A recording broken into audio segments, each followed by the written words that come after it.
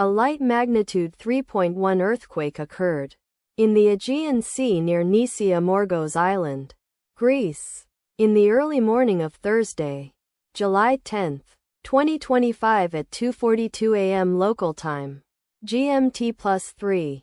The quake had a very shallow depth of 10.9 kilometers, 7 miles, and was not felt, or at least not reported so. First to report, Raspberry shake after 2 minutes.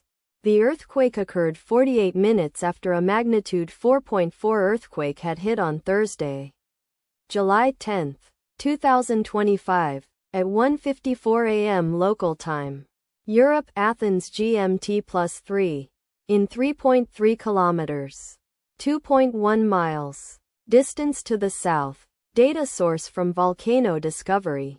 Did you feel it? Let us pray. May the earthquake that occurred not affect our brothers and sisters there. May the earthquake not happen again. And may God protect everyone. Amen.